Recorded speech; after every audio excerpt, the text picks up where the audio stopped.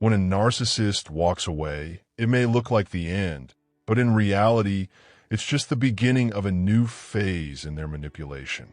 Despite what they say or how they behave, narcissists rarely ever want to truly move on. They are desperate to keep some form of connection alive because losing access to you feels like losing a lifeline. You were never just a partner to them. You were a source of supply. Your energy, attention, reactions, and emotional investment are what they fed on, and they don't give that up easily. The truth is, narcissists rarely move on in a healthy, meaningful way. The lack of closure you experience is deliberate.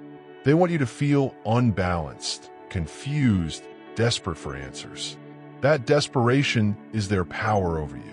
They create a cycle: discard, hoover, repeat. They don't want you healed. They want you hooked. Even when they find someone new, they often keep you on the shelf, ready to revisit you when their new supply runs dry. Their actions speak louder than their false promises. They insult you, degrade you, yet won't leave you alone. This isn't love. It's emotional bondage. Their so-called moving on is just a detour until they circle back. The manipulation continues with hoovering tactics, calls from strange numbers, fake social media accounts, even spreading lies to provoke a reaction. Smear campaigns are not random. They're projections of their own guilt, and their aim is to see if you still care, to check if they still have control. Understand, they're not heartbroken or in love. They're addicted to your attention.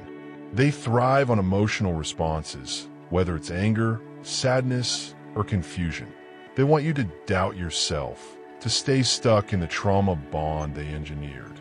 That's why they might still linger in your life, even after discarding you, especially if there are children involved. They use any shared ties to maintain a threat of control. The discard is not final. It's a test. They're watching to see if you break, if you beg, if you fall apart without them. And the cruel truth? Some narcissists feel empowered by your suffering, even if it means watching you spiral into depression or worse. That's why cutting contact isn't just an act of strength. It's an act of survival. If you're waiting for an apology, for them to recognize your worth, stop.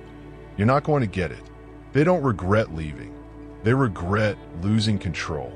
And when you go quiet, when you stop reacting, it terrifies them. So what's the solution? A hard, final boundary, the door slam. No contact, no engagement, no interest. This is how you break the cycle. This is how you cut off their access to your emotional life. Don't give them the satisfaction of seeing you crawl back. Don't entertain their fake apologies or seductive promises. You're not here to be a placeholder or a backup plan. You're not their emotional ATM. You're human, and you deserve peace, love, and freedom. Let your silence be your answer. Let your absence be your power. Because the moment you stop feeding them, their grip on you begins to loosen. You don't need closure from someone who only sought to control you. Your healing is the closure. Remember, narcissists don't move on. They rotate their supply, but you can break free. And that, right there, is what they fear the most.